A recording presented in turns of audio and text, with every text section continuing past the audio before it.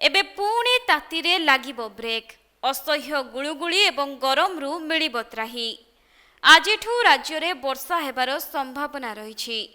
तेबे आजिठारू आसंता 1 तारिख पर्यंत विभिन्न जिल्ला रे वर्षा हेबा नै पूर्वानुमान करिछि आंचलिक पाणीपाग विज्ञान केन्द्र। जहा सूचना रही आज मयूरभंज एवं दक्षिण ओडिशार विभिन्न जिल्ला रे वर्षा हेबार संभावना रही। सेहिपरि मालकानगिरी कोरापुट एवं गंजाम जिल्ला रे हालुकारू मध्यम धरणर वर्षा होइपारे। पाणीपाग विभागर पूर्वानुमान अनुसार केतेक स्थान रे बिजुली घड़घड़ी सह वर्षा हेबार संभावना रही। एथि सहित 30 रु 40 किमी बेगरे पवन मध्य बहिपारे। तेबे 27 एवं 28 तारिख रे झड़ वर्षार प्रभाव अधिक रहिपारे बोली अनुमान करा जाउछि। एथिपाई विभिन्न जिला को ऑरेंज वार्निंग मध्य जारी होइछि।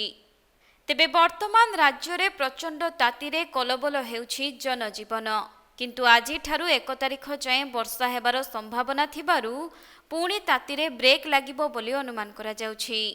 ततला कड़ेई रे सारा ओडिशा भाजी हेउथुबा बेले कालबैसाखी पुणी सामान्य आश्वस्ति आनिपारे। उपकूलरू उत्तर पुणी पश्चिमरू दक्षिण सबुठी एबे जारी रही प्रचंड ग्रीष्म लहरी।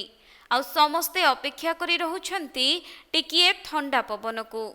विशेष करी पश्चिम ओडिशार तापमात्रा रे ताती रेकर्ड भांगुछि।